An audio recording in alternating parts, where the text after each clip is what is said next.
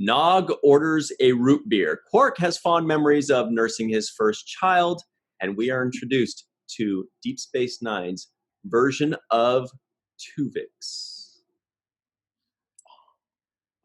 Hello, everybody, and welcome to the Seventh Rule with Cirroc Lofton. Hello, hello. Joining us today, our very special guest, because it is our favorite kind of episode, a Nog episode, Miss Malissa Longo. Hello. Hello, hello. Hello. Hello. My name is Ryan T. Husk, and today we are doing a review of Deep Space Nine Season 3, Episode 25, Facets, directed by Mr. Cliff Bowl, written by Mr. Rene Echevarria. I don't even know if I'm pronouncing that right. Echevarria, seems like. Echevarria, yeah. Okay. Yeah. How you guys doing? Good. Right. But before we started recording, Malissa vented quite a few things, so she's still feeling that feist. Don't mess with me. I'll take you out. No, I'm kidding. We also found out she's a great pizza cook. Like Riker. Oh, Riker and his pizzas. Okay, so first things first, the Tuvix reference, for those of you that don't know, Tuvix was a character in Voyager, one of the earlier episodes, where Neelix and Tuvok got stuck in a transporter accident and became Tuvix, Tuvok and Neelix. And today we got to see a fun little blend of Curzon and Odo. So that means they were the first to do it on Deep Space Nine. And I was going to call them Curzon and Odo, right, to fit the Tuvix thing. But since Odo had that fro, what about calling him Frodo? No, I don't think so. How much longer is I don't think so. show? I liked Odo's little baby fro. I thought it was great. Odo fro. And So the spots. So we're sticking with Curdo? Curdo. Thinking if you could or go another way. Yeah, Odzon. The Odzon layer. Curdo or Ozon. Yeah, either way, I think it's bad. Yeah, I think so too. All right. Well, in the words of one of my favorite directors, Mr. Ty Main Clay, shout out to him. Moving on. So the episode opens up with an awesome scene of Aron, a.k.a. Nog, on the shuttlecraft, or whatever that was on the holo suite. How cool was that, Malissa? That was great. I like the opening scene. It's great. And then we had this guy, this little rascal, jumping in and knocking on the... When I first saw that... So funny. I thought that it was an actual physical simulation. And so Odo or Jake could just walk into Cargo Bay 3 or wherever he was and just go knock on the window. But then when they revealed that it was a holosuite program, that's where I got kind of confused. Do you remember the direction Mr. Cliff Bowl gave you on that, Cirroc? No, I don't remember the direction. And that was one of the things when I was watching that scene, I was thinking, how did I get there? And what did they tell me was happening? Because, they usually give you instructions, especially if you're in a green screen situation. They'll tell you, okay, you're standing here, you're doing that. But I don't remember the instructions in this particular moment. But I did think it was interesting because I'm pretty sure there was no glass panel there that I'm knocking on. Really? Oh. Right. So I'm almost 100% sure that window that you're looking at me through is non-existent, and it was done in post, and therefore the sound of the window knocking is also done in post, and so I don't even think there was a window there. But yeah. But to answer your question, I don't remember how they gave me the kind of setup on the shot and said, okay, this is a hollow sweep program. You're going to be walking up on the outside of the window. I don't remember any of that, but I did think that it was kind of cool that he's interrupting him because he's like, hey, you're 30 minutes late for our appointment. So I just came down here to find you. What were you guys going to be doing? I don't remember what that was. I'm gonna Dom Jot? No, nothing. I don't remember either. No, we watched it. We watched it so long ago. Yes, it's been hours almost. Yeah, and he's trying to escape Cardassians. That's the story, and I think that works because Deep Space Nine. They're like, watch out for those Cardis. They could be coming back at any moment. Always gotta watch out for the Cardis. But I was really happy to see Aron in this episode. Yeah, there were a lot of memories that were brought back for me, and some of those memories include how he would play the Nog character. And I realized that he used a lot of nervousness, so he was almost always kind of nervous and on edge. So he was kind of like on edge. We have to do this. I need to do this. I got to get that done. And then in this particular one where he was nervous, like, I didn't prepare for that. I've been training. I didn't train for this. He's like, yeah, well, it wouldn't be as stressed as if if you knew what to prepare for. So I felt like I got some of that again. And that reminded me of just how brilliant Aron was at playing this character, because the last thing he was like unsure of himself. He was a pretty sure person. So that was great acting from my part. Mm. Malissa, when you're watching Aron acting as Nog, do you picture Aron in there, or are you able to just lose yourself and picture and see it as Nog? You know what I mean? Like, do you view him as Nog, or do you view it as Aron playing Nog? No, I've never seen it as Aron playing Nog. I've always just seen Nog.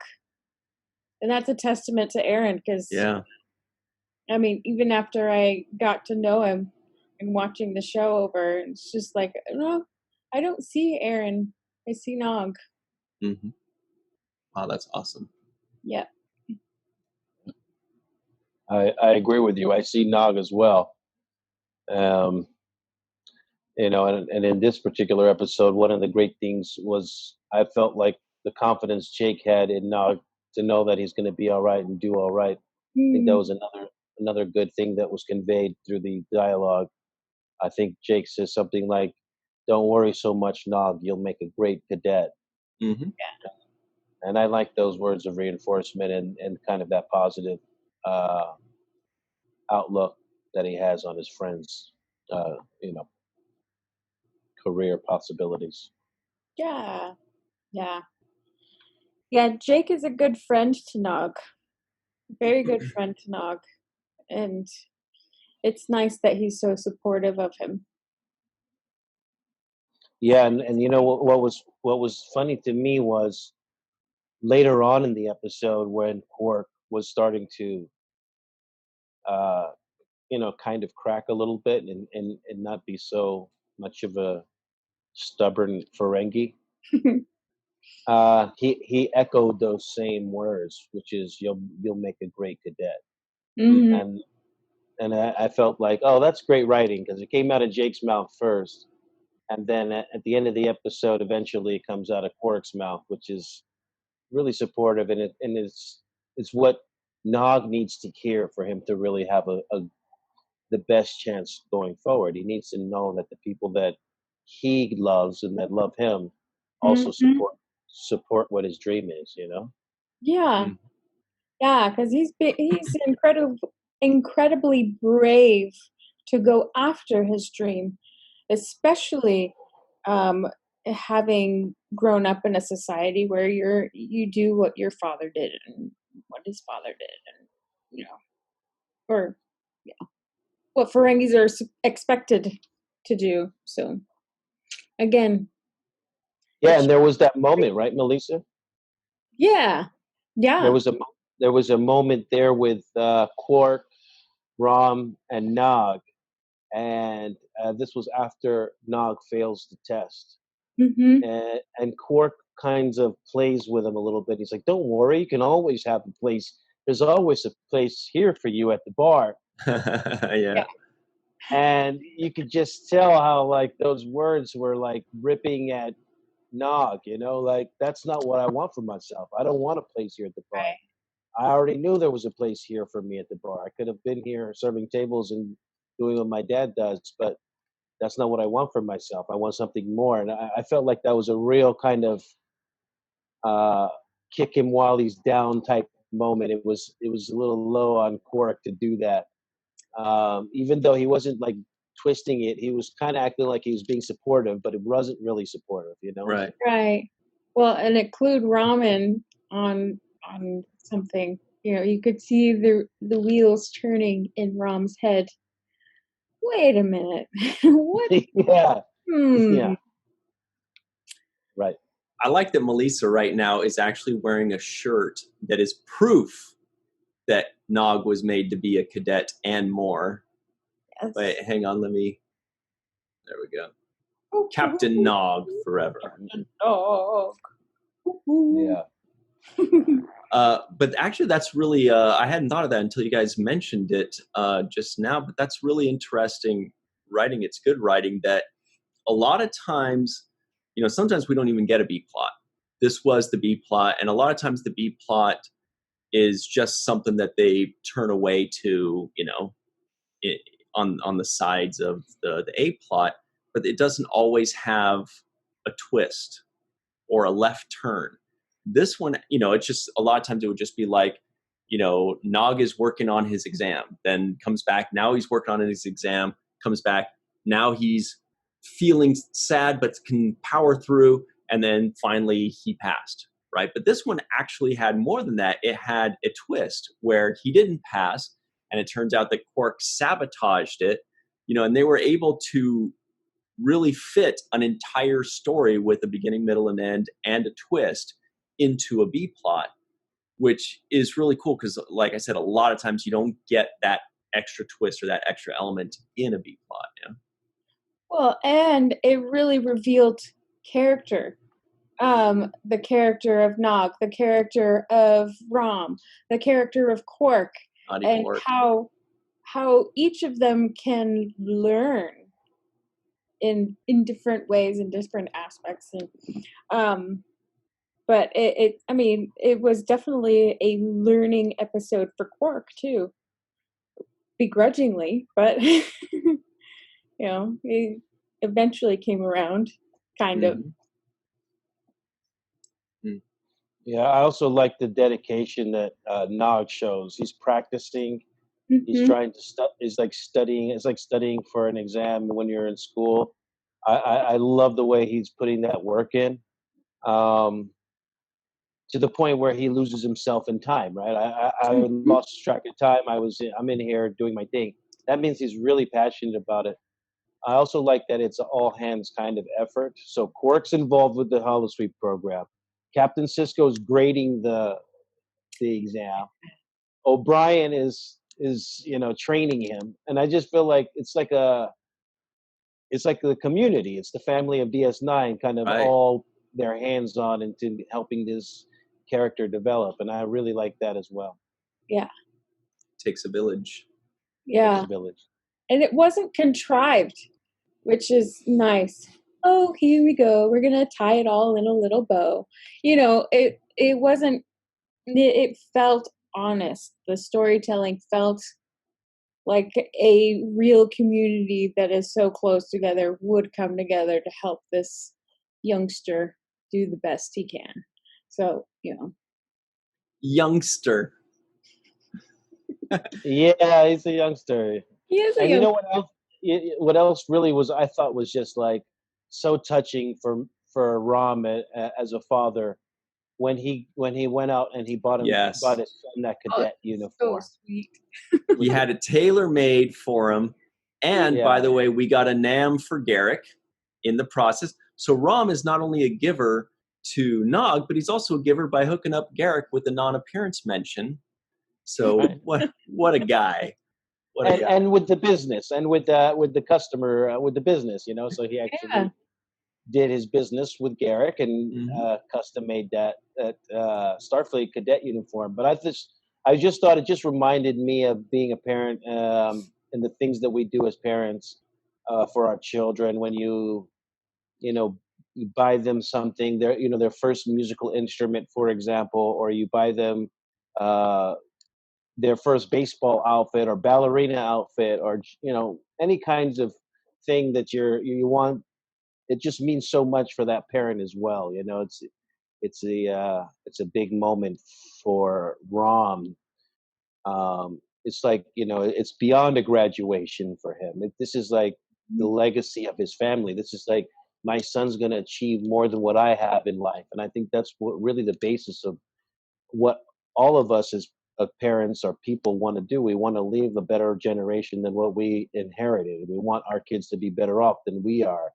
And I felt like that was communicated to me in this scene with Rom, and just him preparing. Like, look, who knows how much money that cost him? Who knows how much time it took in preparation. So that means he probably ordered that outfit 2 weeks before this day, and all of those things. So it just made me think of the kinds of effort that goes into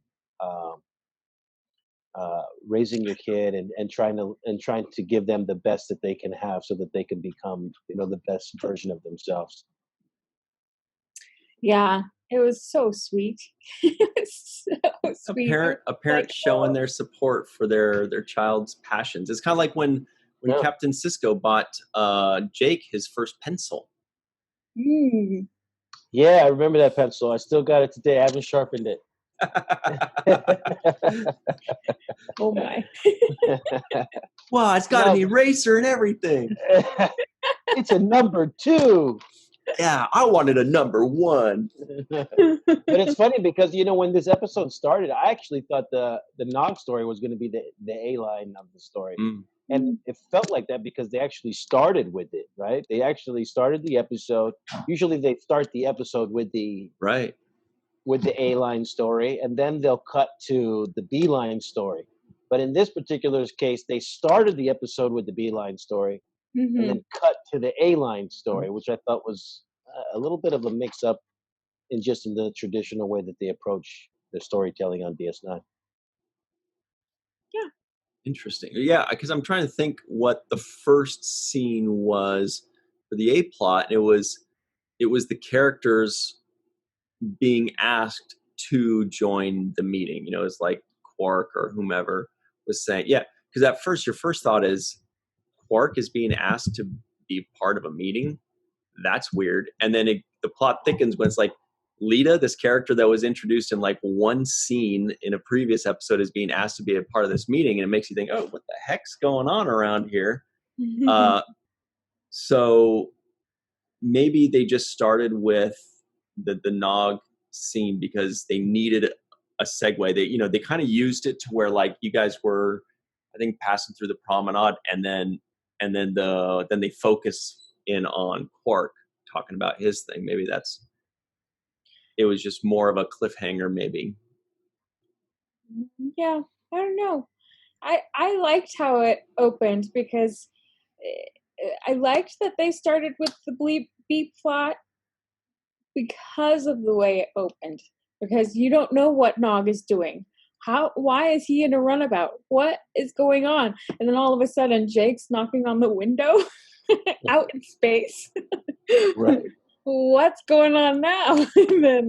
and then you figure it out. But then that does segue into Quark saying that he's got to meet with the senior staff for something for Dax. So. Yeah. Good old Nog in that space. That's what I call a space cadet. There was also a really good line. Every once in a while, writers like, sorry, Malissa, geez. The writers like to give little pokes to themselves oftentimes. They definitely like to give little nudges to themselves, I think, and nods to themselves.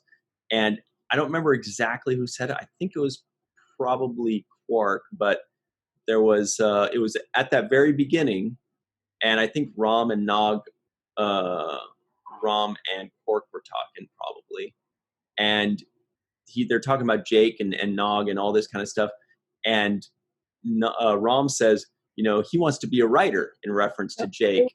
It was Nog, and Oh, it's Jake Nog? was standing there. Right. And was it Quark or was it Rom that says, "There's no profit in that"? No, it's That was Nog Quark. says it. Okay, that is definitely a Quark line. No, But that's it was Nog. He says, "No, Uncle. He wants to be a writer. There's no profit in that." And Quark said, "Well, there is, especially in the more." good, very good. Then I did have that. I put in my notes it was Nog, but I was like, that doesn't sound like a Nog line, so I questioned it.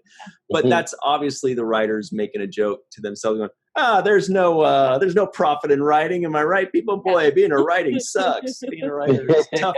Boy, oh boy. Yeah. Yeah.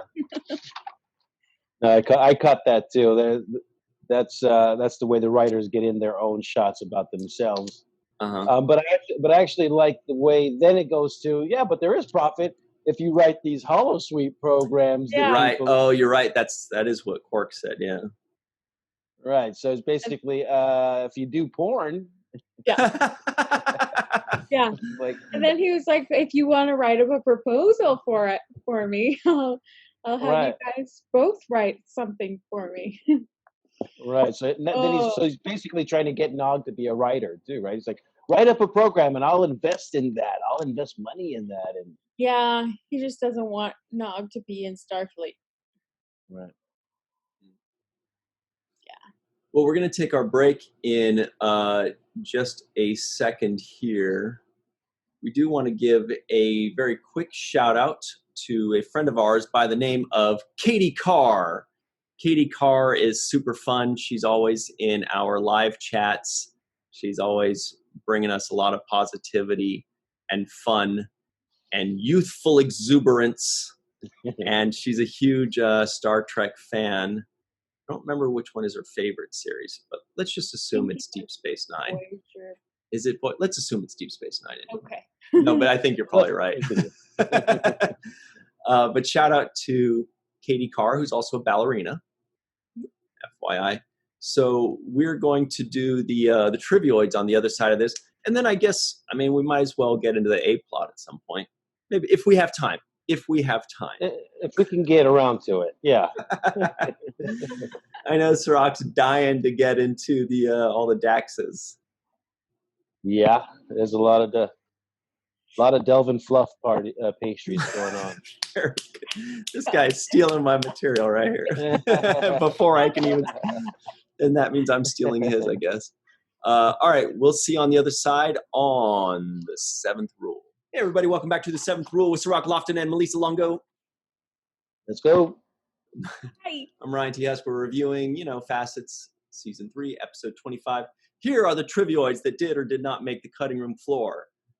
Nog cuts his prep down to 15% because he's that cutoff point. I don't really even know. I tried to figure out the math on that one. I was like, it was worded in such a way that it confused me, and I wrote it down, and I still don't get it because he said it was like, he said he got his prep time down 20%, but then he said, I need to get it up 5% more. So I'm like, does that mean it goes to 15 or 20? Anyway, I'm moving on. I shouldn't have even written that down. That's why I didn't make the cutting room floor. I didn't even know what I was saying. Bashir had 2 Delvin Fluff pastries, which Cirroc already highlighted. Yes, the Delvin Fluff pastries. He had them for breakfast. He, of all people, should know better than to start his day like that, says Odo. Yes. The name of Leela's initiate supervisor was Jobel. Tobin is a nail biter. Quark has fond memories of nursing his first child. They sure love to do the gender bending with Quark on this show, don't they? It's great. Sisko thanks Dax for not breaking his bones. Quark says pacing around like some Alvarian cave sloth isn't going to help him. Finally, Odo grows out his fro. Curzon likes Tranya, which was a nice little nod to the original series. I think that was Cliff Howard's line, like more Tranya or something like that in the original series. And Deep Space Nine's version of Tuvix has created. Nog orders a root beer. Was that the first time you ordered a root beer? It is the first time you've ordered a root beer. Yeah, because that's what they drink on the, that's what the cadets drink, root beer. I'm in. I'm in the in crowd now, You guys like root beer candy? Like root, like little when there's like flavored. What? Cirroc? No. What? I'm negative on the root beer. Root beer at all? No candy, no beverage? No root beer flavored anything, no beverage.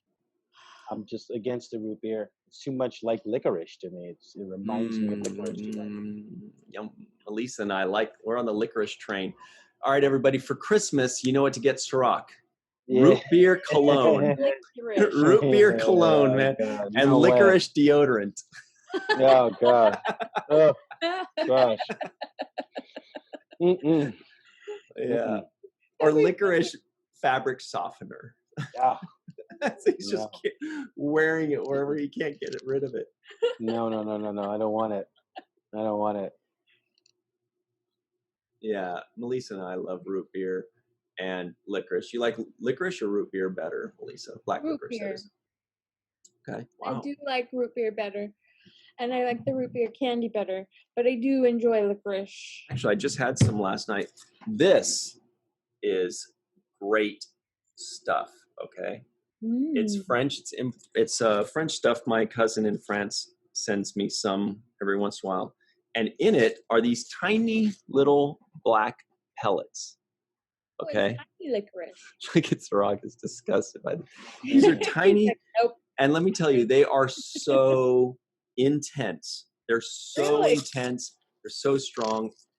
Hold on 1 second. When you're doing that, I need to... Oh, no. Bring a barf bucket. Put his mask on. There we go. He's protecting himself. Go ahead now. There we go. There you go. Now you can open it. That's great. So my first cat when I was a kid was a little black kitty, and his name was Cashew, because these are called Cashew. So anyway, Cashew. So anyway. Well, you know what? A little bit about that root beer scene. I thought it was kind of poignant that Nog sat down at the bar and was being treated like a respectable customer by Quark when he said, what can I have? What can I get for you? I thought that was like a little poignant moment, a little pivot where Quark kind of looks at him a little bit differently. And what was funny too about that moment, Aron did a great little thing where he walks in the room, everybody's like, hey, there he is, guy, hey, look, he's got his outfit on. And then everybody walks away and he's standing there like by himself. And he does a thing where he's like, okay. Yeah. All right.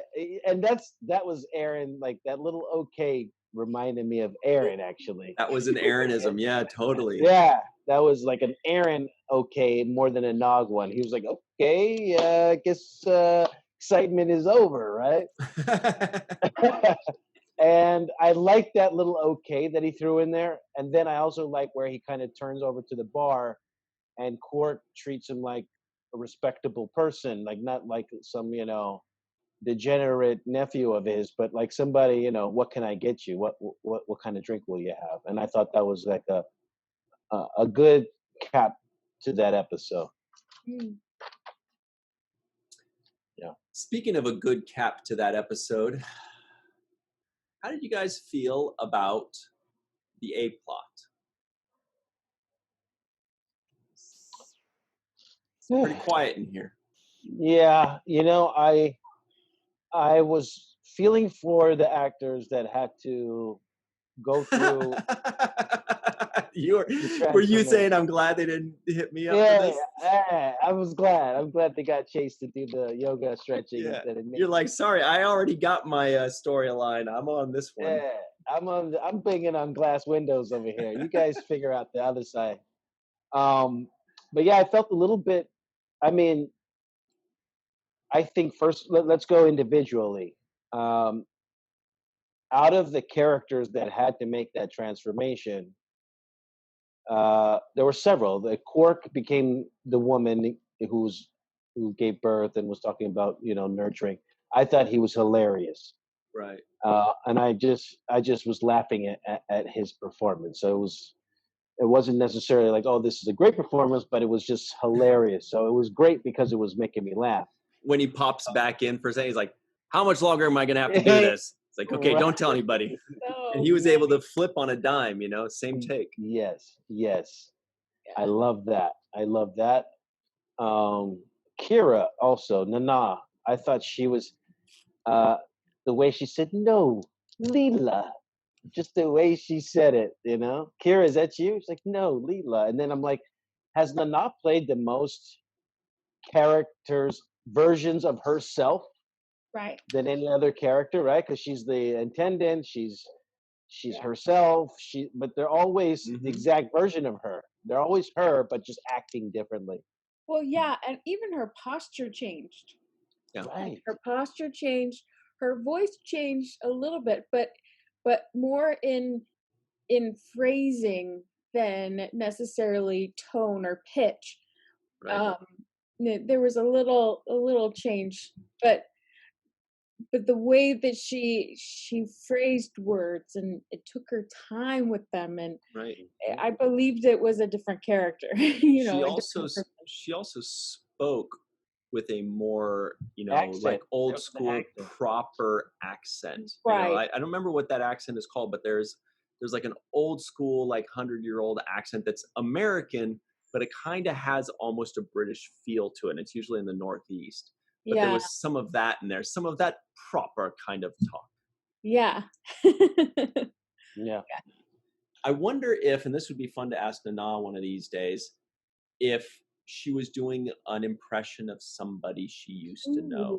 Because sometimes they say, in order to really create a fully different character than your own that's here, you need to incorporate somebody you know. And it may have been like an old theater teacher, like for the inflection. Now, for the way she walked and the way she moved, clearly she was incorporating Jadzia in there to try and show where Jadzia got that posture. And they even addressed how she put her hands behind her back and things like that.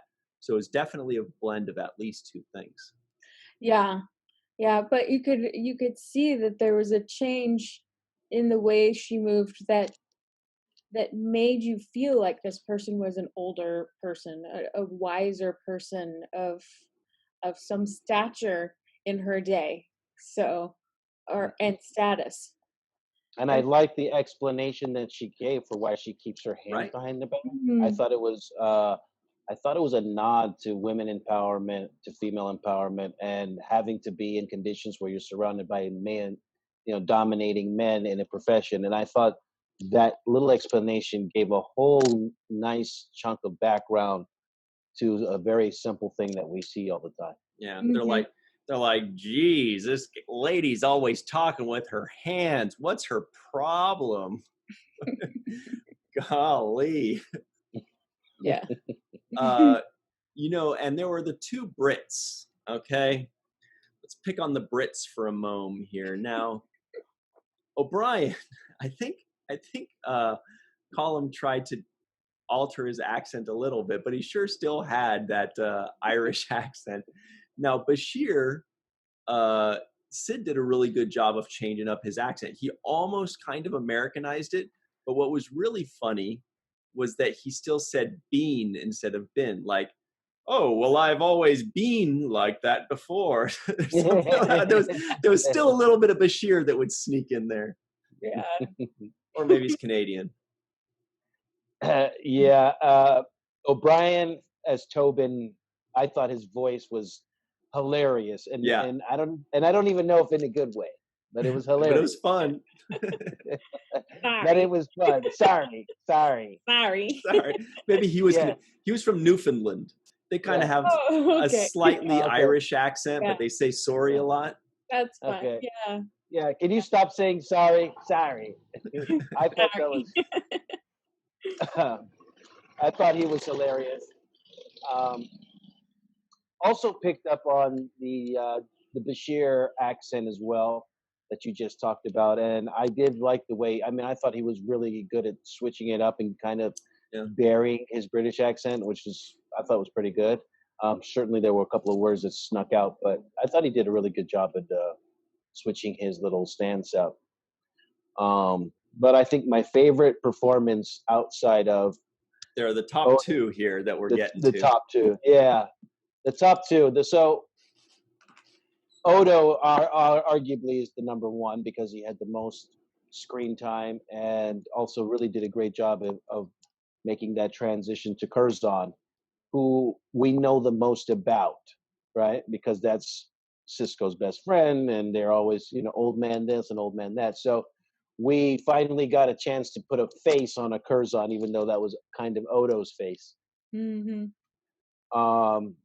So I want to give credit to Odo as, one of the top performers, but I really also was blown away by Sisko and him playing Duran. Right.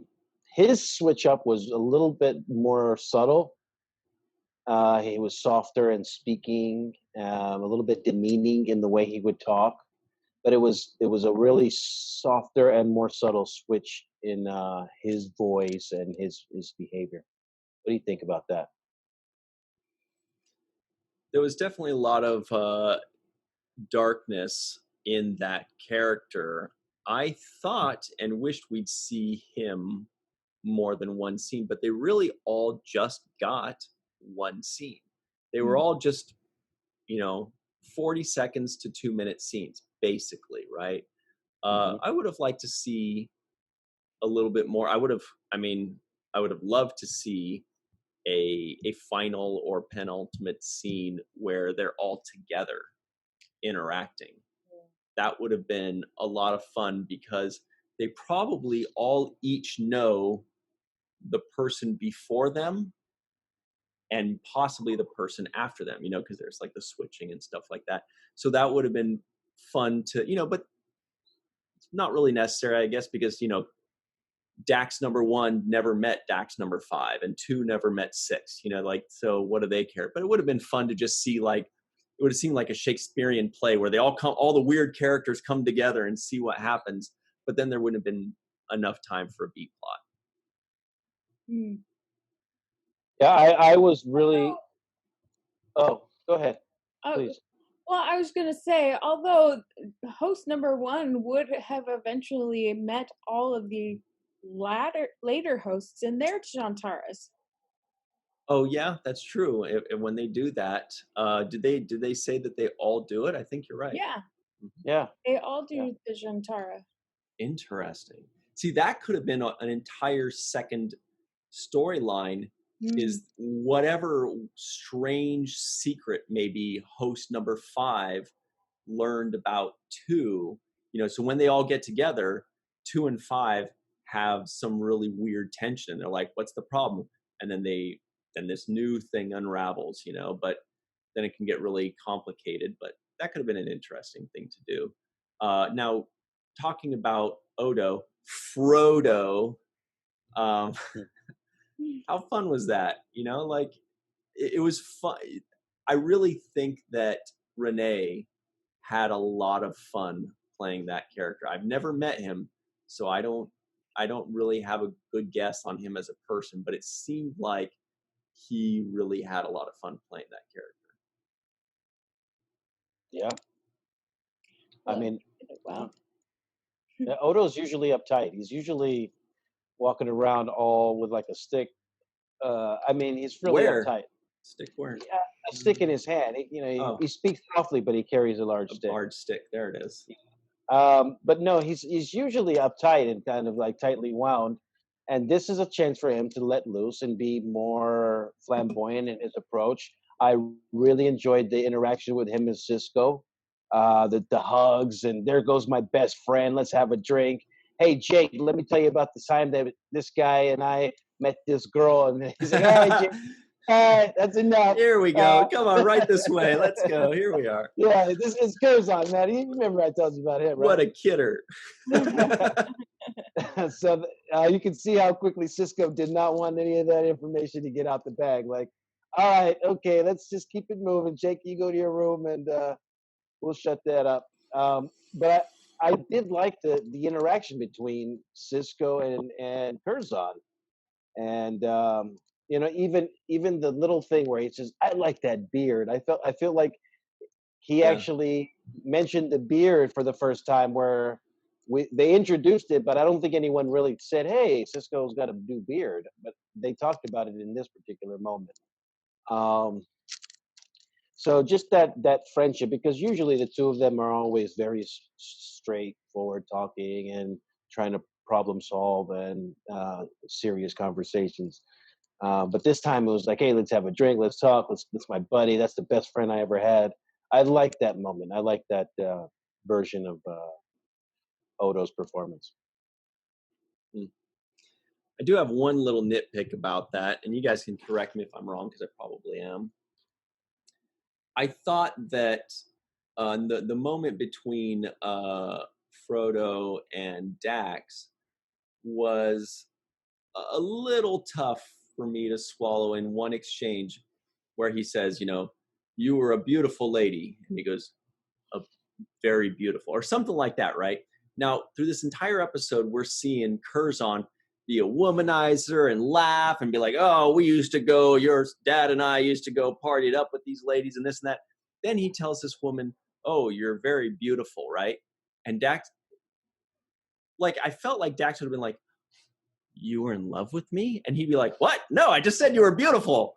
Come on, honey. I say everybody's beautiful," or something like that, So it maybe would have worked a little bit better for me if they just added like one or two lines there where he says very beautiful, and she says, "Oh, like how you feel about all the ladies," and he said, "No, this was special," or "This was different," or just something that kind of takes you there rather than her jumping the gun and be like, "Wow, he thinks I'm beautiful. He must be in love with me."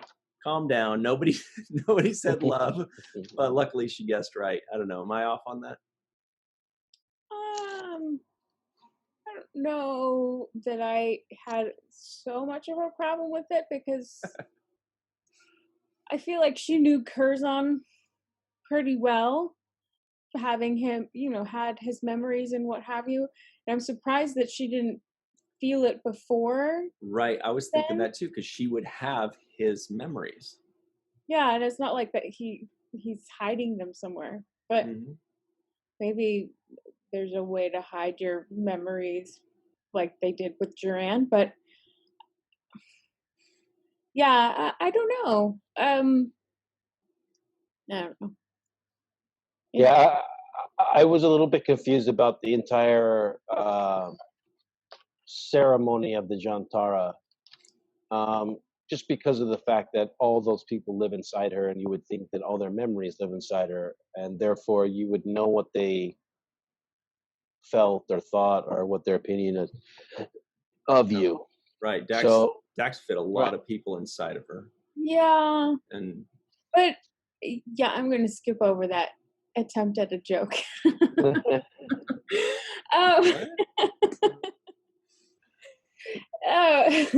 No, but I think the point of the Jantara is that, yes, you have the memories of these people inside of you, but it's one thing to remember their experiences and another thing entirely to meet them and to figure out who they are in a different aspect, which makes you appreciate them more when their memories are back, transfer back to you. So I don't know.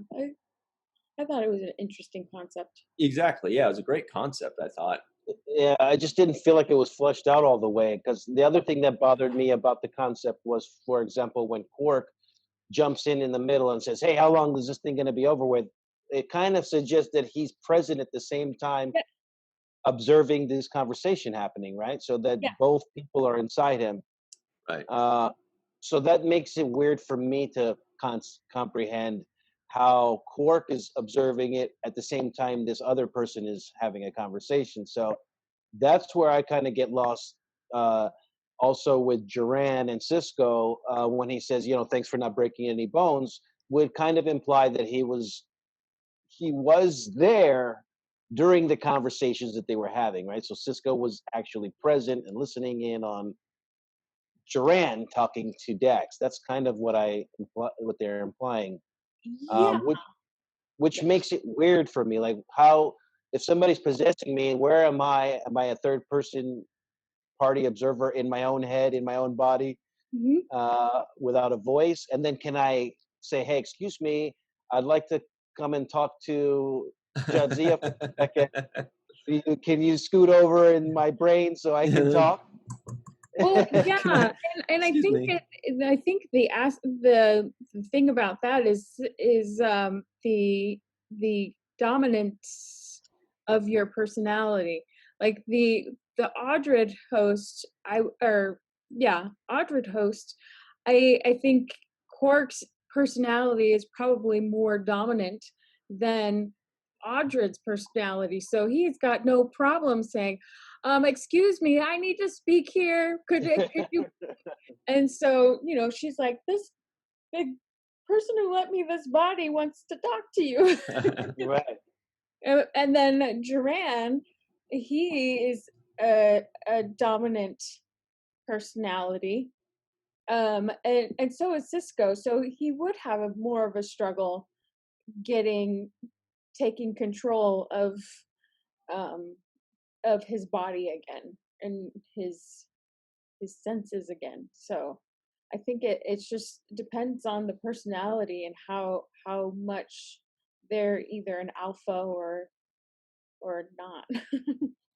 Well, which means Curzon is a super alpha because he essentially took over Odo, Right. and there was even a moment where Curzon said, "We want to stay like this," and yeah, Odo's good with it too. Like, yeah, I wasn't too sure about that either. Odo would not go for that.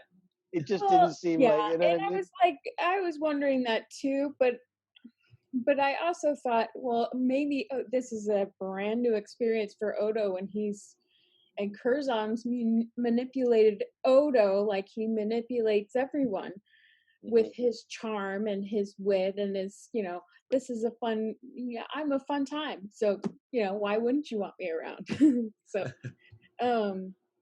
yeah, I think that's... And I would have liked to seen that conversation then, actually. Yeah. now that we're talking about it, I would have liked to see Odo arguing with Curzon inside of himself. Wow, he could do it too. Renee could definitely pull that off. He could have pulled that off. And that would have been a great thing, just to hear Odo say, "Let me go. I'm done with this, I want my body back." And Curzon saying, "Come on, stop being a stiff." Yeah, and Curzon actually made a slight little joke. I don't know if it was deliberate at Odo's expense when Jadzia was going to visit him in his quarters, and she's like, "Are you busy?" And he says, "Oh, I'm just oozing around my quarters." Like he's just sliming around, just gooping around.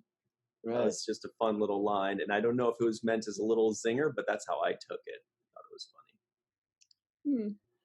Yeah, I didn't. Yeah.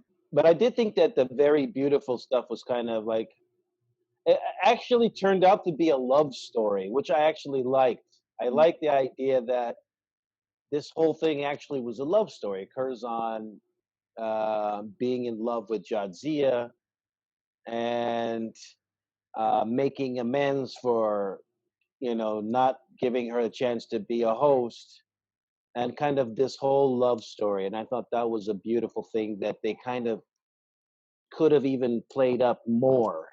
The romanticness of how beautiful it is when two people love each other, and the sacrifices they're willing to make, including to live inside of the person that they love, right? Yeah, and now they exist together in Dax, which is kind of beautiful.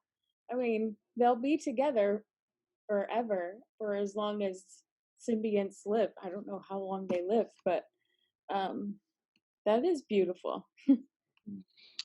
And the other thing that I noticed that reminded me of the communication gap between men and women, was when Curzon was trying to he was trying to hide it from explaining away the situation.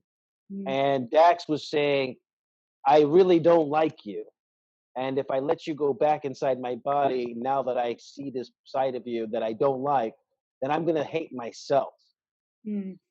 And to me, that's kind of like a communication gap, because the guy's thinking, I got this, and don't worry, I don't have to say it. I don't have to say the whole thing. That's going to be good enough to win this person over. But yet the girl's like, no, I need the truth. And eventually later on, she said, if you tell me, I will love you more for, I can accept it that you loved me, and that, you went through all this. And that made her actually, the truth made her like him more. Mm. And so guys usually think, hey, I have to put on these images and I have to lie and be all, and hide things, when actually the truth is the thing that'll make you more attractive. So I just thought that spoke to the communication gap between men and women a lot too. And a good PSA for those dudes out there, by the way.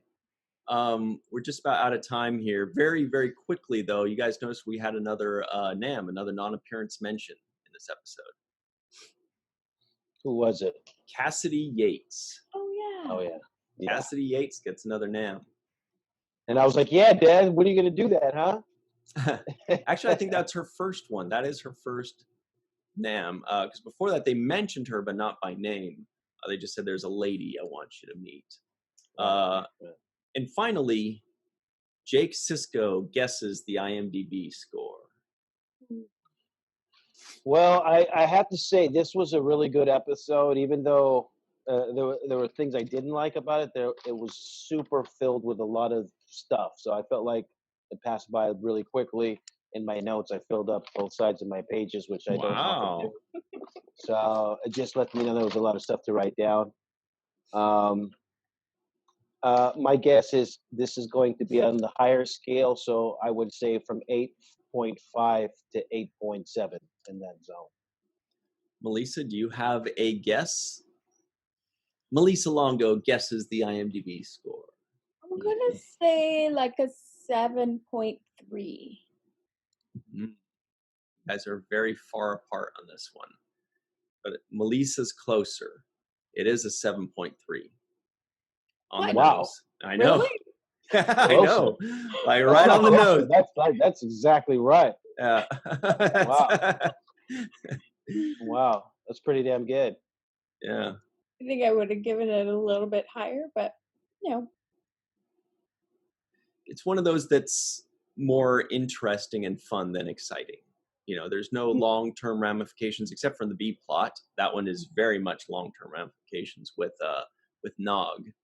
But yeah, the rest is just kind of a standalone little bottle episode for fun to get to know more of the characters that are inside Jadzia. Mm-hmm. Before we go to, I also want to say that it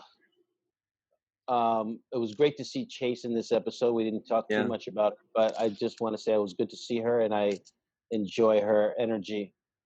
But I also want to say that one of the lines that Rom gave at the end, which I really liked. And he basically stood up for his son and he said, I'll burn this bar down. Yeah. Yeah. When he said that, though, my first thought was Quark wouldn't be like, what? You wouldn't dare. Quark would be like, insurance money. Nice. No, he just that was a big stand for me. He was like, I'll burn this bar down to the ground. And he said, my son is worth more than Latinum. And that was another it was a big moment for me in Rom's growth and just what it means to be a parent. I don't care about any of this stuff. This is my child is first and foremost in my life, and I'm going to let you know that. I think that was a special thing for Rom to say. Mm-hmm. Yeah, I love that he's not ashamed to show how much he loves his son and how much he will, how far he'll go. Yeah. He's like, I will cut you, man. Don't play. I'm not going to play. I got these matches. Yeah. So I thought that was great. All right, guys. Well, we better run. We've got the free-for-all on the other side of this. So everybody stay tuned for the free-for-all. It's coming in hot very quickly. Special thanks to Carmen Shamwell, PJ Thomas, TJ Jackson-Bey, Bill Victor Arucan, Yvette Blackmon, Dennis Koch, Homer Frizzell, Eve England, and Marie Segal, Titus Mohler, Tim Baum, Dr. Mohamed Noor, Dr. Susan B. Gruner, and Rex A. Wood. We'll see you on the... that should be the new thing. I like it. I'm doing the ad-libs today, guys. Yeah. I'm doing them all. All right. We'll see you on the other side on the free-for-all. Always remember the 7th rule. Thank you very much. Malissa, you'll be in, I'm guessing you'll come in at the very end of the free-for-all. I know you got something to do real quick. Okay. Yeah. All right. See you there. Hello, everybody, and welcome back to the 7th rule with Cirroc Lofton. Hello. We are joined by Mr. TJ Jackson-Bey out in Missouri, Dr. Sue V. Gruner, Dr. Anne-Marie Segal, Dr. Mohamed Noor. Okay, I want to do all the doctors in a row. That's all of them. Titus Mohler. Just got a bingo square. Eve England out in Wales. Mr. Timothy Baum out in Fiji.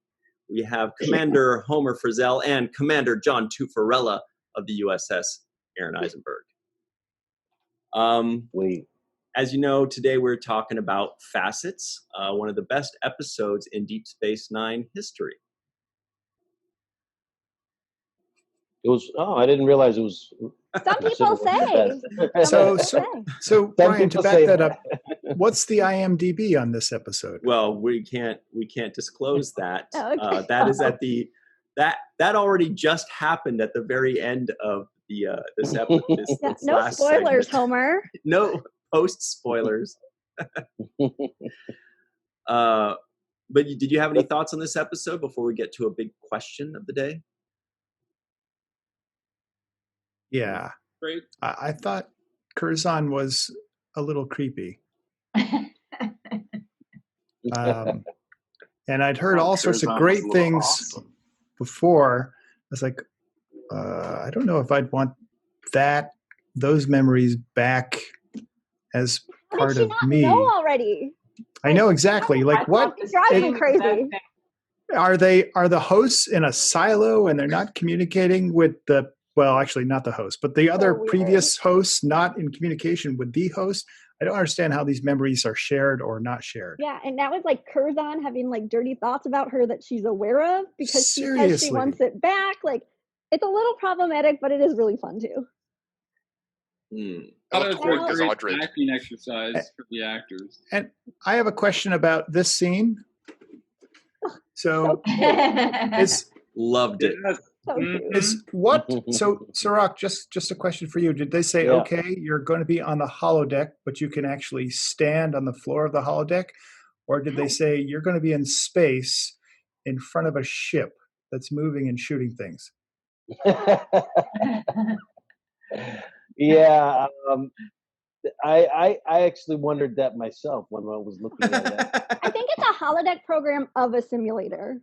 So that that was the thing. I was wondering what explanation they gave me beforehand for me to kind of process what's going on in that moment. But it did seem weird that I'm just like knocking on the windshield. So cute. Loved it. If it's a simulator, then I can buy it. Absolutely. Otherwise, it's like your first spacewalk without a suit. Yeah, see, I took this as confirmation of some supernatural properties that Jake has, and it was part of the simulation, and now he's respond properly to it. Oh, brilliant. He is the son of the prophet. Yes, yeah. I love that. Did you guys hear that actually Lita, like Chase Masterson, was supposed to be Rosalind Chow, but she was busy that week. So they gave that part to Lita. And so I was like, well... Wait. Leela. Got it. No, Lita. Lita. I think this is only Chase Masterson's second episode, I want to say. Right. So I was thinking, how would this be... Like, would she have ever actually been brought back? And how so? Because she wouldn't have been in this episode if Keiko could have done it. But wasn't Keiko on Bajor still at this time? But they were actually going to bring her back for this episode and say she's just at the station visiting, but then her schedule conflicted. So they had to give that part to Chase Masterson. Wow, that's huge. I know, mind-blowing, right? And they had a line within the script as well to say Dax and Lita have been spending a lot of time together. They had to, yeah.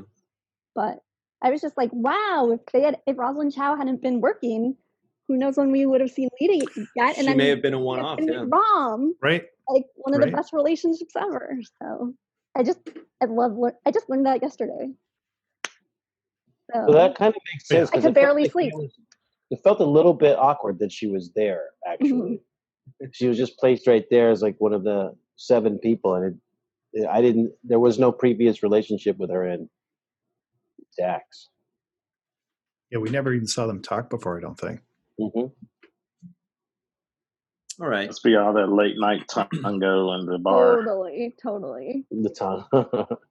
So here's a fun question for you guys. After reviewing this episode, we were talking about Cirroc. You remember we were talking about all these things and how this was kind of a window into the Trill world a little bit, not as much as other episodes.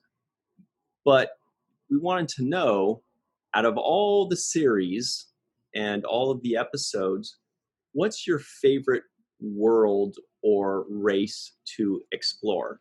A couple episodes we got a kind of a deep dive into Ferenginar. Before that, we kind of got immersed in the Cardassian world and their way of their court system. Sometimes we get to walk around in milky waters on the Trill home world. And obviously we've had tons of Klingon stuff. So that's the big question. Talaxian, yeah, who could forget that? Not enough Denobulan? All right, Anne-Marie, we'll start with you. Oh, I mean, the shark's a giveaway. Ferengi for sure. Love them. No follow. No, you don't want to tell us. I don't know what else to say. I mean, they're so amazing, and that's why I have 6 Ferengi sweatshirts from your Teespring store. Wow. Yeah, I'd love to hear more on why, man. Oh, they're just, I don't know. There's something about it. Like at every age, there's something that you can take away from them, and they're all like, no matter like what your maturity level is, or if you're like really little, and and I'm sure it'll be the same for the rest of my life. Like, there's always something really entertaining. You always find something new and nuanced in their performances. And they just they exhibit like so many qualities of humanity, both good and bad. And they always are evolving. I just love them. And I love all the actors who portray them. And, even in like the early TNG ones, there's always something really interesting to sort of latch onto. So love them. And they're hilarious. What about you, TJ? Now be careful. Titus might grill you too, so he's on it. He's like, no easy answers today, guys. What about you, TJ? Any favorites? My first thought is definitely going to be with the Romulans.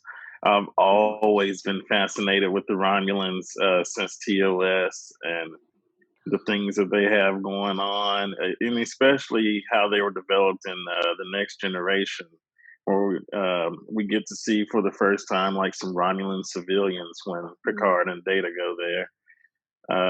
But not just that, we also see that they have this dissident movement that wants to have a little bit more peace going on.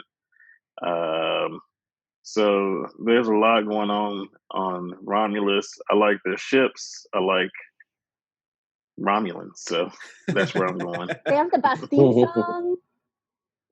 Did you like the reunification 2-parter on Next Generation? Yes, that was great. I love all the Romulan episodes, especially I think The Defector was a really good episode. And I don't know that it gets a lot of attention or not, but it's one of my favorites, with the Admiral that wanted to switch sides because he wanted his daughter to be able to grow up in a better world, but spoiler alert, it was all a trap from Tomas. It's so beautiful. But he leaves a message for her in case they can ever go back to Romulus and give it to her. Yes.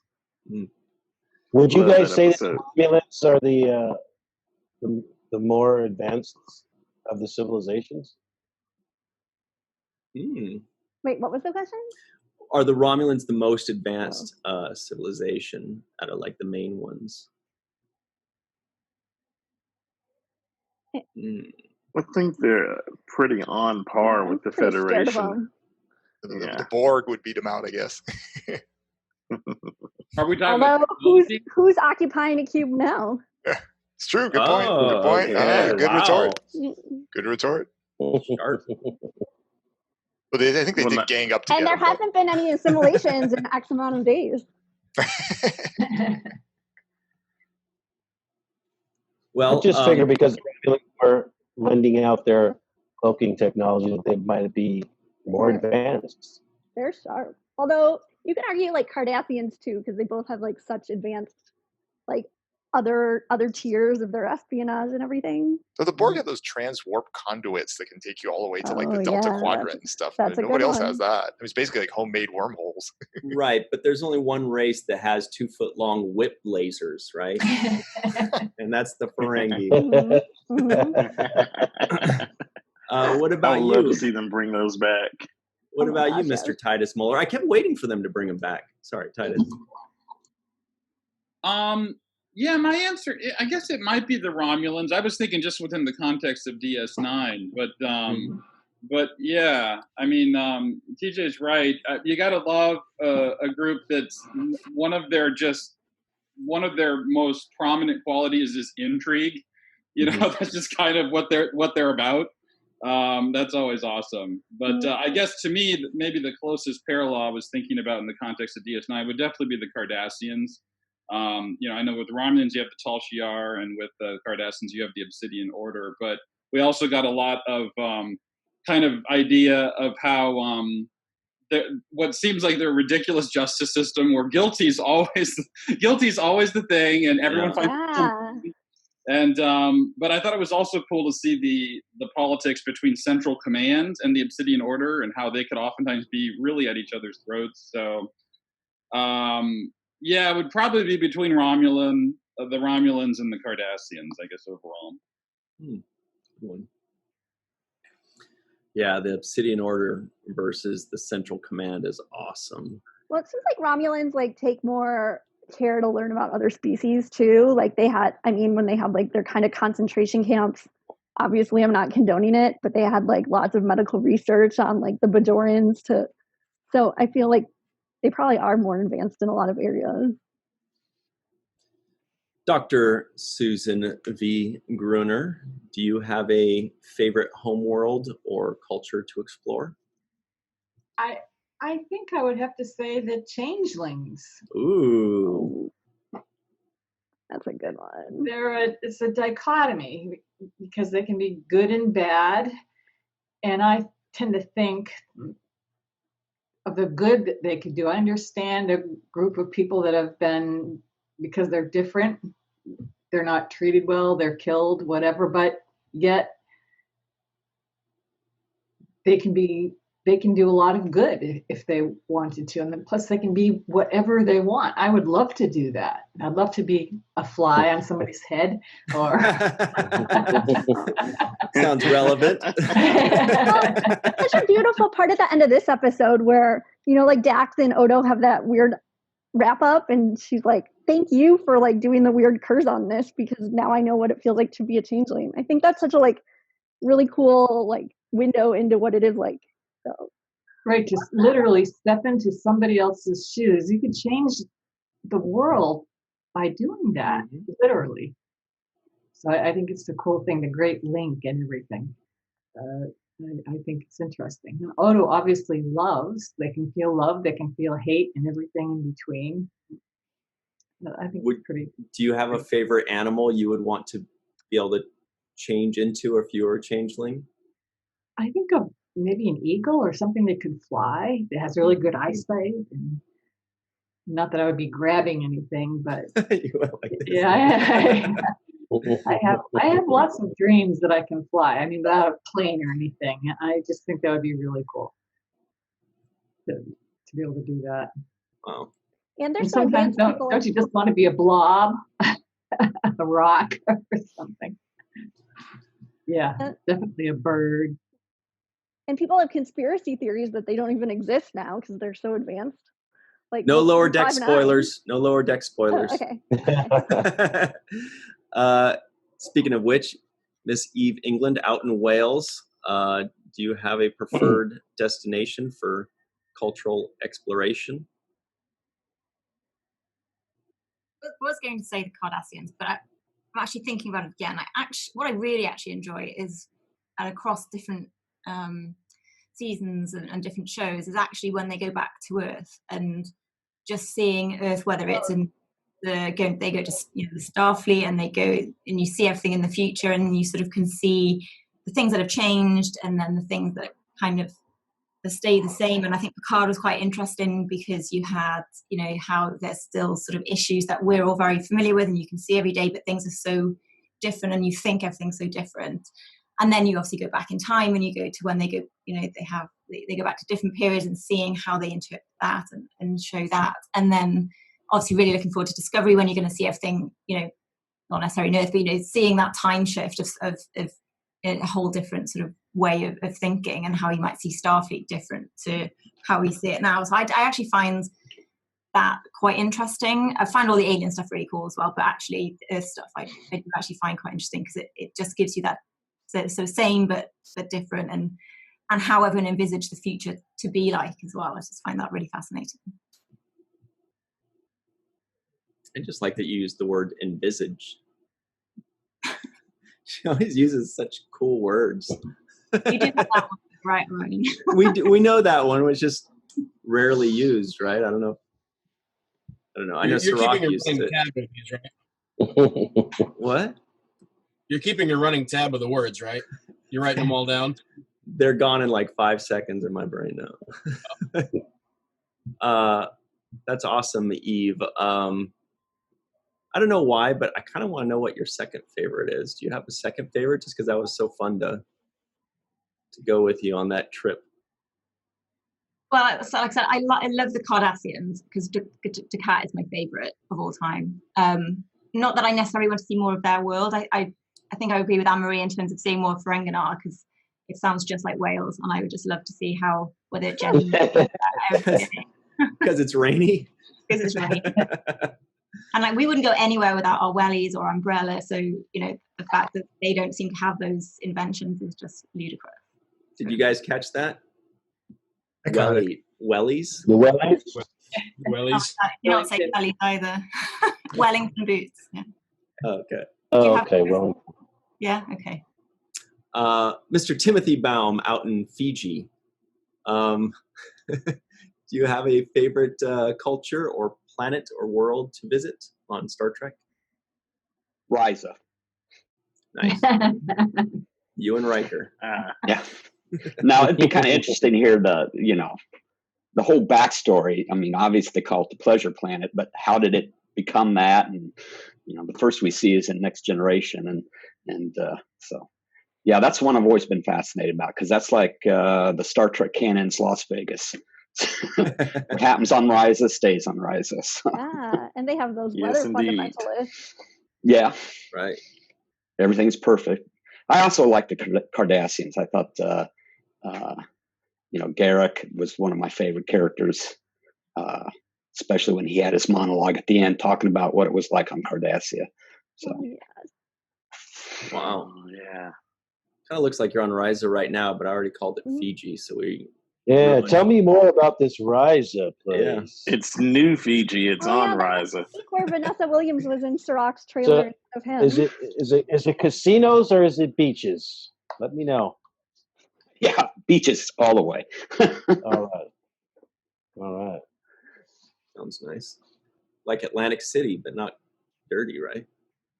Yeah. And more like brothels and beaches. Not as cold either. It's a little bit cold out there. You guys ever been to Atlantic City? I haven't. Mm-hmm. Yep. They got a little boardwalk out there and miniature beach. Yeah, Mini beach. Yeah. Love how Bet it's a it's a- little boardwalk, mini beach. Yeah, well, I'm in Los Angeles. I get to see this big old beach Yeah. there. But with a real wide shoreline, so there's a lot of sand Right. there. So I think the beach in Atlantic City was really like maybe 15, 20 feet of actual sand. This picture is from Kauai, the North Shore. And one thing about Kauai is you're never more than 2 miles from any beach. There's one highway that goes around the island, and that's it, right around the perimeter. So, yeah, awesome. Love Kauai, that's for sure. What about you, Homer? Favorite planets? Kauai. No. So I'm gonna have two answers. I think as far as a place to go and to explore that we don't know that too much about, it's Nepenthe. Nice. Thank you. Captain who checks little kids.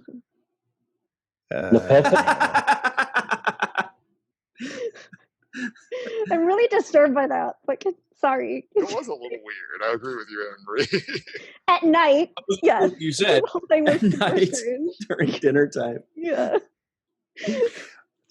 However, if I'm going to explore the culture, if I'm going to explore the culture and figure out just how the environment shapes the individual, I think it's Cardassia.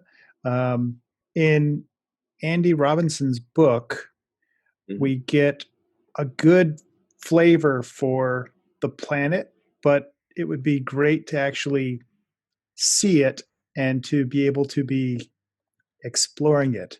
So some away missions there would be awesome. A Stitch in Time is that book written by Andrew A J. Stitch Robinson. in Time. Hopefully one day it'll be there'll be another version of it put out, or an audio version. With Both him would narrating. be fantastic. Yeah. Him and also Sid would be great, because I think the two of them together would make it even better. I thought you brought up a pretty interesting point, Homer, about how somebody's environment would affect the behavior of the species. And so I think that'd be an interesting study to see how Ferenginar affects the Ferengi and so on and so forth, and how environments mold the behaviors and attitudes of people. All right. Yeah, paging. I think so too. It reminds me a little bit just hearing the stories about Sparta, and kind of like how they're always geared towards being a warrior's type of place, maybe like Kronos, for example. So yeah, absolutely. I would love to see that, and then see the ones that actually fight back against that and do something completely different, like a scientist on Kronos, for example. Mm-hmm. Or like a Starfleet officer on Ferenginar. Or from Ferenginar, yeah. Nice way to tie it back in. Good job. Yeah, no, that's you also mentioned how the planet affects the creatures on it, and I want to say paging Dr. Noor. That's right up your alley. My pick actually works perfectly. That was the best segue. Thank you, Homer. Good work, Homer. I'm going to pick, and Ryan will like this one, Andoria. The reason I'm going to pick it is because it's one of the few planets where we have multiple humanoids there. So we have the Andorians, but we also have the Aenar. And remember, the Aenar are in this polar climate, and they're all sort of bleached out and stuff like that, which is exactly what you'd expect in that sort of climate. So you see a physical effect of the environment. Oh, actually, it's weird. My light suddenly got bright there. There's this physical effect of the environment on one of the subspecies there. Also, it's interesting from a political standpoint, because like the Andorians seem very kind of rowdy, whereas the Aenar were all pacifists. So be a lot of interesting dynamics to study there. Wow. Yeah. Any biological theories as to how two races that are very similar could evolve so differently? Well, I mean, you could have multiple humanoids on a planet. I mean, we had that here 100,000 years ago. We had the Neanderthal and the humans at the same time. They even interbred a little bit too. So it could happen. Now, in terms of the cultural difference or the physical difference, like the physical difference, that's a common thing. That if you're in an isolated population and you have different, light conditions, maybe they have. I don't know if they're white because there's predators there. Maybe there's something that eats Enar. I don't know. But camouflage out of the sun or something. So maybe it's like it could also be something it's like those genetic diseases where you're paler if you can't go in the sun. Yeah, it could be that too. I'm not sure. I mean, there's a lot of possibilities, but a lot of things push that same sort of direction. But it's cool. Lots to study. Wow. Excellent. Commander John Tufarella of the USS Aron Eisenberg. Any thoughts on this? I'd like to go kick it with some Jem'Hadar. Ah, nuts. I think they get dumbed down as just, the warrior brutes that don't, think for themselves or, have the ability to make their own decisions. But, you got guys like Gornagar and Ramada Clan that, broke the norms of, just being the yes, sir, follow lockstep, orders, and they were trying to, do what's best for their people. So I think they're definitely underappreciated. Is there a Jem'Hadar homeworld? Interesting. Seemed they have like a breeding planet, aren't they like right? bred in colonies? Yeah, I don't know. Different farms. Yeah, but they had to have an origin, study. though. They had to have an origin. John, you really just want to try that Ketracel White, huh? No, but I will definitely try some of the Romulan whiskey. Yes. Nice.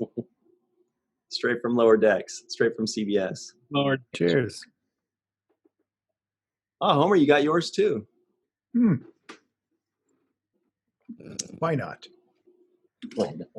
Very nice. Cirroc, what do you think? We've delved into quite a few so far. Do you have any favorites? I don't know if I have any favorites, but I know that when I'm watching the Borg, I'm interested in knowing about them for some reason, and that's one of the things that I enjoy about this Picard show, kind of getting inside the Borg cube and learning about it.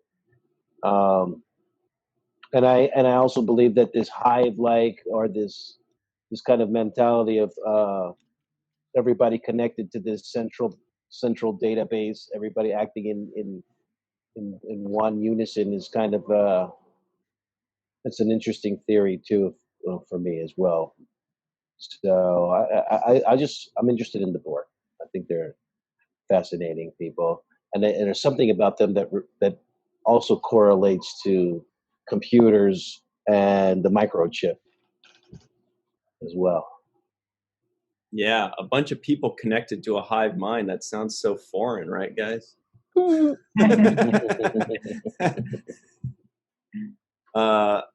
want to throw in real quick that I would like to see more of, and I enjoy seeing, the Xindi, because I'm copying Mohammed's answer, which is that there are 6 different sentient beings on that planet. And TJ did Romulans. I don't even know you right now. I thought you were going to say Nan's race or Bolian. Well, we haven't seen Nan's race. Yeah, her that's true. planet. Bolian would have been my answer, but have we explored that? I mean, not really. I guess the answer is what we already know, or the question is. In the books, we have a little bit. And Malissa is coming back right now just in time to give us her answer. But as Mohammed will attest, 6 species on one planet is going to be quite I just can't imagine the diplomacy and the politics of 6 sentient beings all vying for sentient. What if we talk to everybody? Yeah, I'd worry about 5 of them after a while.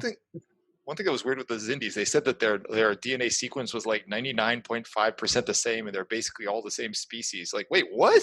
How is that possible? That was a little weird, but I agree. It'd be really cool.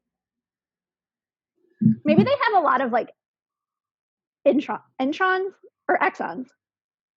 So that's actually have to be the opposite. Actually, like no introns. Everything is just only functional sequence. So they have a lot of exons. Yep. So it's just like making the proportions. Like diluting the proportions. But the fact that it also be the same species means they're interferred. We're not all doctors. I know.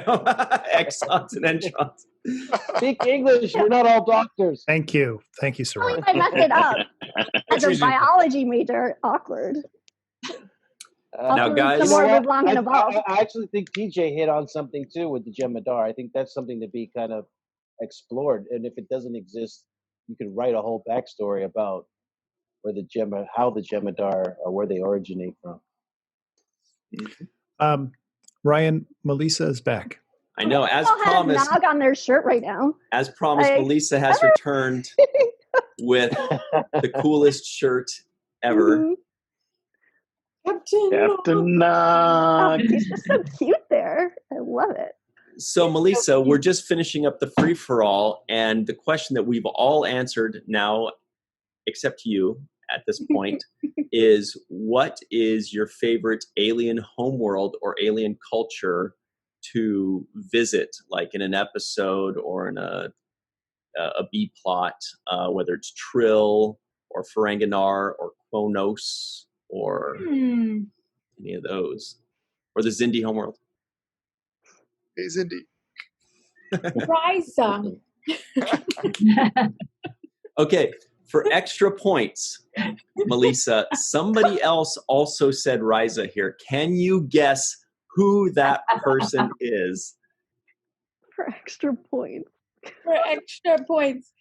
I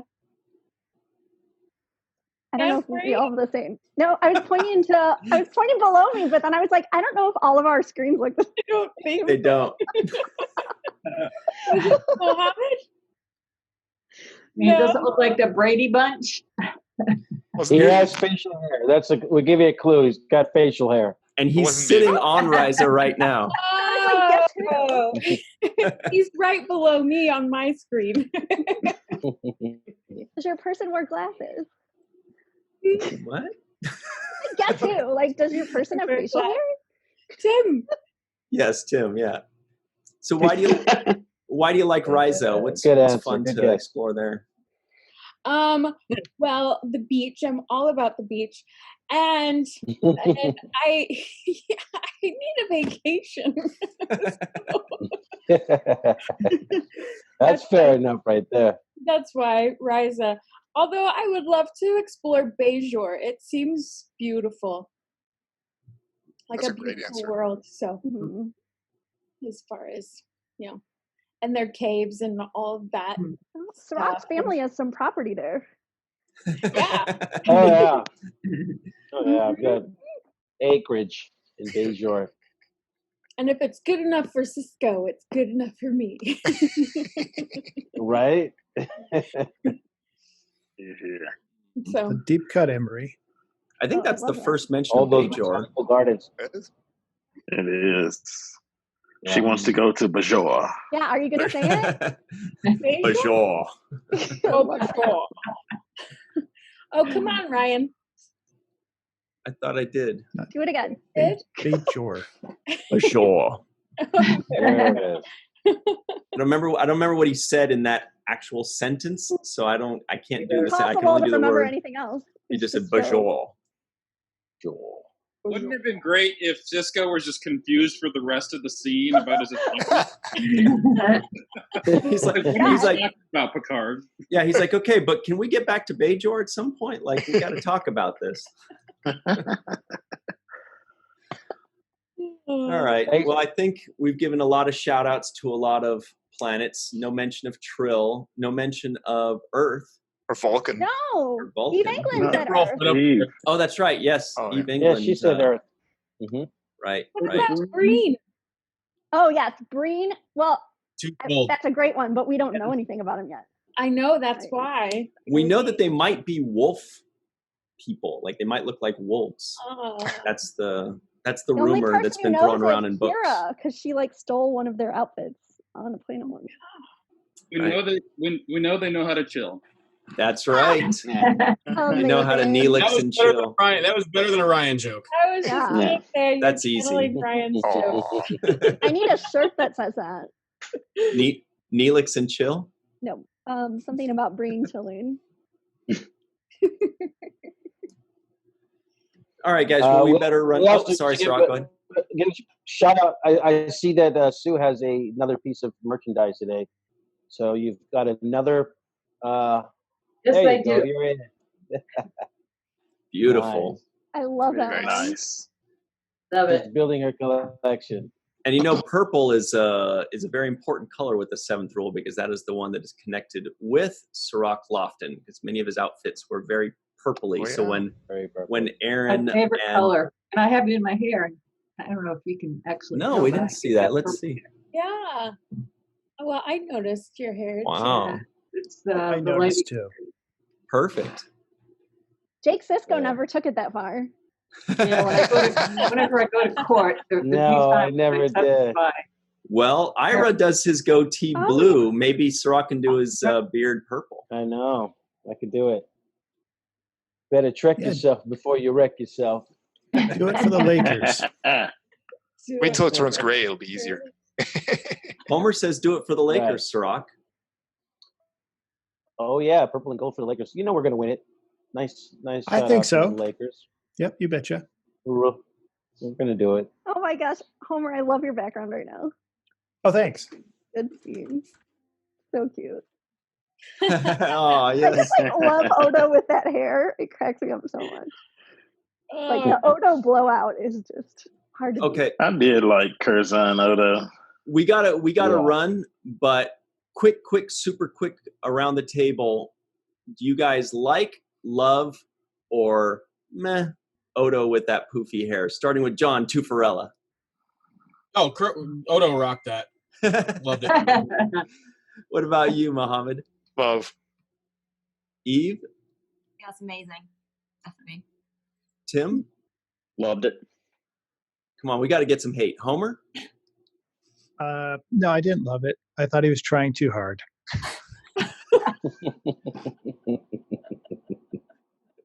It's not about the hair. It's about the person. Come on, Curzon. Airlock. Right. It just went like that. What about you, Anne-Marie? I love it. I love anytime like Odo changes his hair. It's so cute. I love the misheveled. I love the poofy. It's all good. Titus, do you love the poofy too? I like him. No, you don't. I mean, it's so bad it's good, is what I meant. Sue, is it so bad it's good? Yes, I thought it was hilarious. What about you, TJ? Jackson-Bey out in Missouri. He should get dreadlocks. He doesn't even have to wait to grow them either. He can just do it. Just change it, yeah. I bet Curzon had him at some point. Melissa, are you down with Odo's poof? I'm down with Odo's poof. Yes. It was pretty great. Cirroc, to fro or not to fro Odo? Frodo. No, Frodo. No, don't do that. Don't do that. No, I loved it. I thought it was great. And I actually liked when he changed outfits too, when he just switched up his look. I wish I could switch up my outfit that quickly. Mm-hmm. All right. Sounds like a lot of yeses. It's changeling. All right, we better run. We got big things to do next. This was the biggest, and now on to the next biggest. Thank you all very much for joining us. Doctors Mohamed Noor and Marie Segal and Susan V. Gruner. Also, thank you so much for Commanders Homer Frizzell and John Tufarella. Thank you to Timothy Baum out in Fiji, a.k.a. Kauai, a.k.a. Risa. Thank you to Titus Hard Questions Mohler. Thank you to Melissa Longo, who always classes up the joint for us. Thank goodness. Giggles. And Cirroc, Aron, myself, we thank you all from the bottom of our hearts. And always remember the 7th